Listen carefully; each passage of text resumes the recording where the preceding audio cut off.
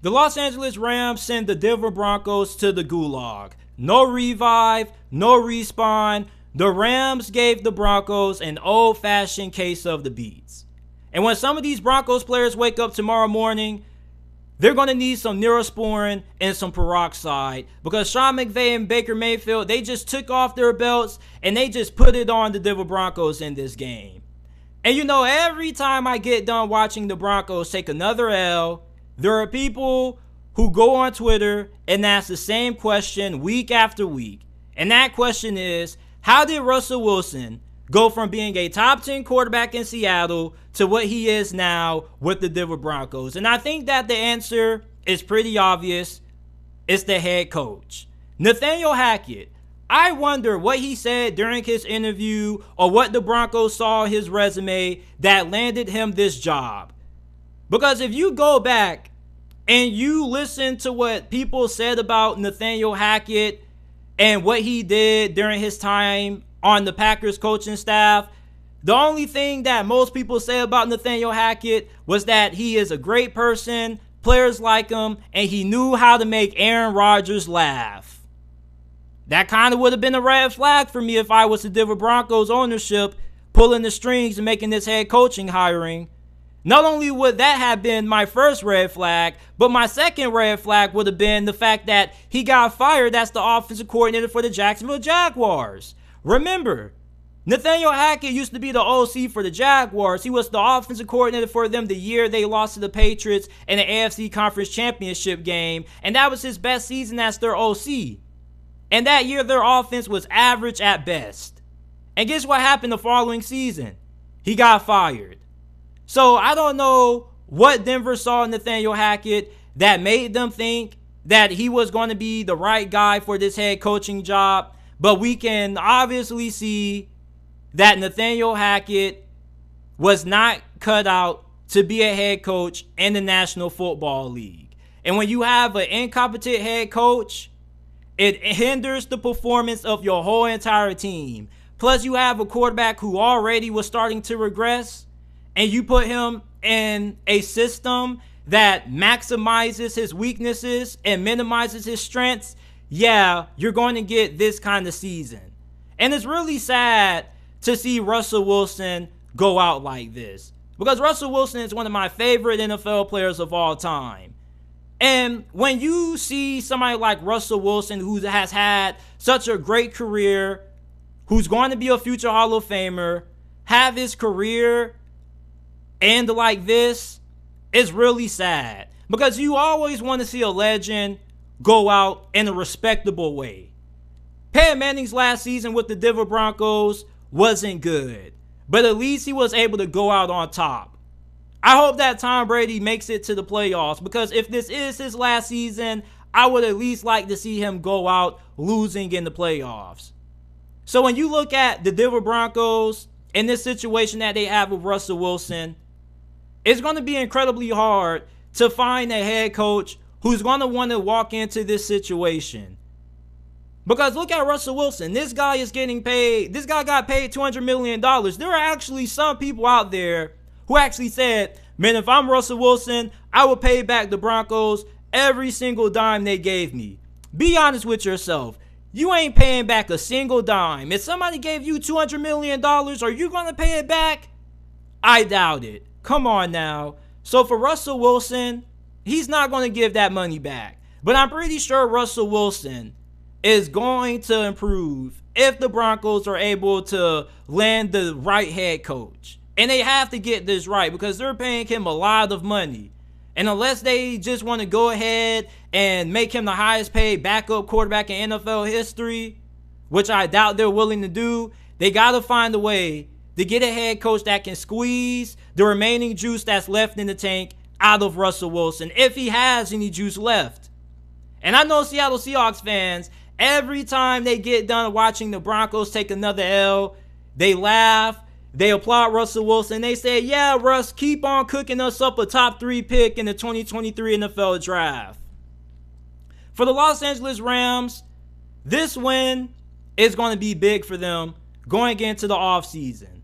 Yes, this season has been a huge disappointment with them winning the Super Bowl, having to deal with all the injuries that they had to deal with this season. When you look at this game, this is going to be one of those games that you look back going into the offseason that's going to give you some confidence moving forward and is going to put a smile on your face.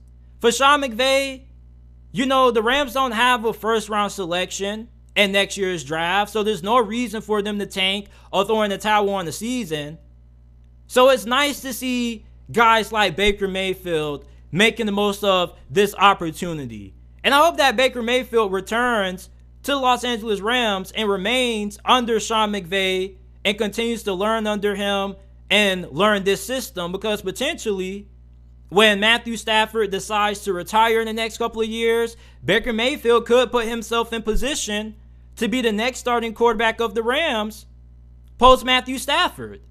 So I think that Baker Mayfield, if he was smart, he would stick with the LA Rams, continue to learn under Sean McVay, and improve, because I think this could be a really good situation for him. How about Cam Akers, though? This is somebody who had a lot of high expectations coming into this season, not only from LA Rams fans, but from the fantasy football community. This season has been a huge letdown for Cam Akers. Not all his fault. The offensive line has had so many injuries that they've shuffled so many offensive line combinations out there. It's crazy. So it's nice to see him have a game where he goes for 118 rushing yards, 3 touchdowns, and averages 5.1 yards per tote. Aaron Donald didn't play in this game, but you couldn't tell the way this pass rush looked. This pass rush for the Rams was absolutely getting active. Oh my goodness. I was like, Jesus. Is this Rams defensive line just this good? Or the Broncos offensive line just that bad? I'm going to go and probably say it's a little bit of a mix between both. Maybe the Rams have some good studs on this defensive line and the Broncos offensive line just isn't all that great. Or you could say the latter, the Broncos offensive line just freaking sucks, which I probably would agree with that also. But since I'm somebody who kind of wants to give credit to both teams, I also want to commend the Rams and their pass rush for the performance that they put on display in this game. And for the Rams moving forward, I think that they are going to bounce back. I think that we will see them once again back in the Super Bowl conversation in 2023.